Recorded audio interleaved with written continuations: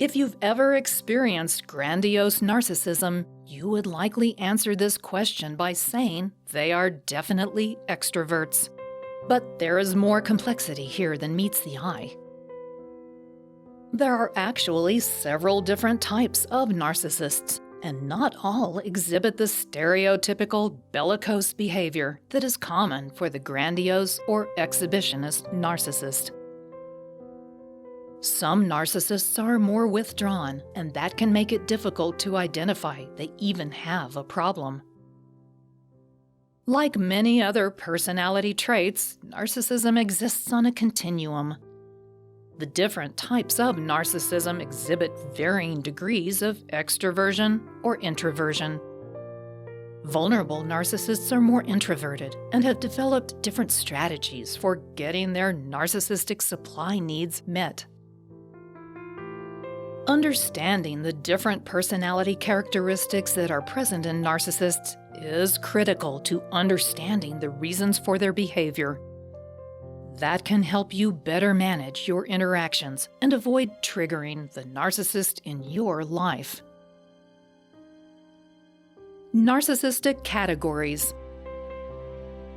As Lynn Ritter so eloquently puts it, people who suffer from NPD are individuals who come in all shapes, sizes, and colors. There are types of narcissists who are more extroverted and others who are more introverted. It gets even more complicated when you also consider that the traits of introversion and extroversion can mask narcissistic tendencies. And narcissism can get to the point where it can override other natural personality preferences.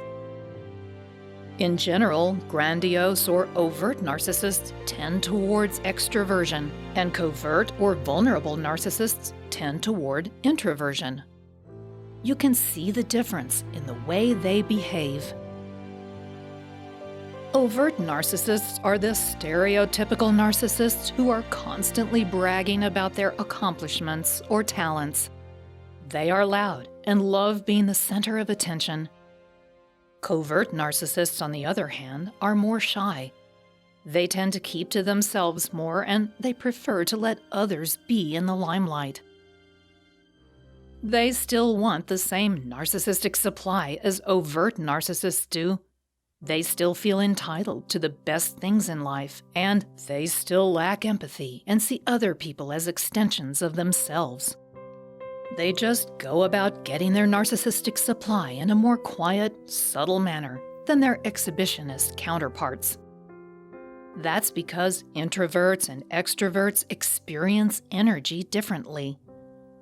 Moreover, whether or not a narcissist is introverted versus extroverted is a different facet of their personality than that of their narcissism. What determines if you're introverted or extroverted? The difference between an introvert and an extrovert is basically related to how they experience energy. Extroverts receive energy from interacting with other people, whereas introverts have their energy drained by these kinds of interactions and need time alone to recharge their batteries. Both types enjoy social activities, but introverts are drained by them and tend to prefer smaller groups or one-on-one contact. The reason for this has to do with differences in the speed and amount of the brain's activity. Introverts have a naturally higher level of cortical arousal than extroverts do. That means they process more information per second and therefore become overwhelmed in social situations with lots of stimulation. If you enjoyed this video so far, give it a thumbs up and share it with your friends. For more videos like this, hit the subscribe button and remember to click on the notification bell so we can keep making them. What does science tell us about extroverts and introverts? The science of these types show there is a real difference in the way the brains of introverts and extroverts process information. One experiment was conducted using the drug Ritalin, which stimulates the brain to release dopamine. Participants on Ritalin watched various videos that showed different nature scenes. After 3 days of watching videos, participants were taken off the drug and watched the videos again. Extroverts were excited by the videos, but introverts were not. Dopamine is a feel-good chemical released by your brain as a reward, so the fact that the extroverts were excited by the videos suggests they were expecting to feel that high you get when your brain releases dopamine. The introverts were not excited, which indicates that they tend to weigh internal cues more strongly than external ones. That means introverts process information from their environment in a fundamentally different way than extroverts do. Finally, introverts react differently to human faces than extroverts do. Extroverts pay more attention to human faces, whereas introverts respond to human faces in a similar manner as they do to flowers. That suggests that people in general are more significant to extroverts than to introverts.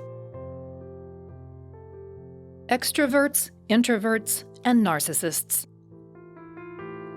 Given the differences in the way introverts and extroverts process information, you can see why grandiose narcissists are likely to be extroverts and vulnerable narcissists are introverted.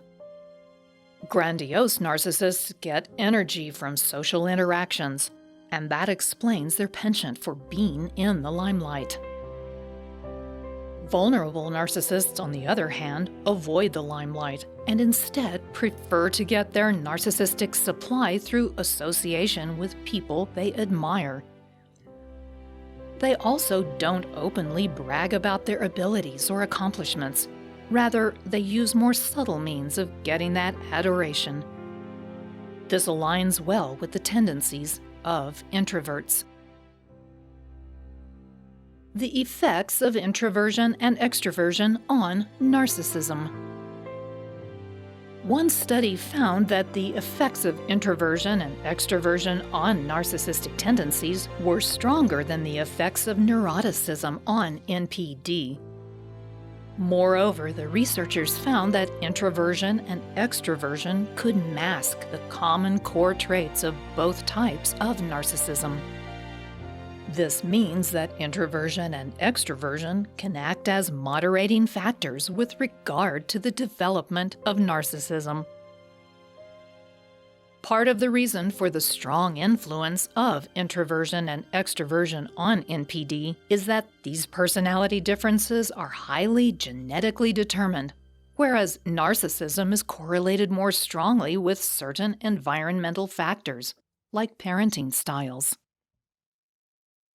The study also found, however, that once narcissism becomes more pronounced in an individual, it can override the more fundamental personality characteristics of introversion and extroversion. Finally, narcissists can be either introverted or extroverted, and in fact, these highly genetically determined personality traits can mask the characteristics of narcissists, particularly in the case of vulnerable narcissists. Once narcissism becomes more pronounced in an individual, however, it can overrule their tendencies toward either extroversion or introversion. That speaks to the serious nature of a personality disorder like narcissism. Whether the narcissist in your life is an extrovert or an introvert, a free copy of my Narcissistic Rejection Guide can help you better manage your interactions. It will help you learn to say no and push back against their abusive tactics. Just click on the link below this video and I'll send it directly to your inbox for free. Thanks for watching.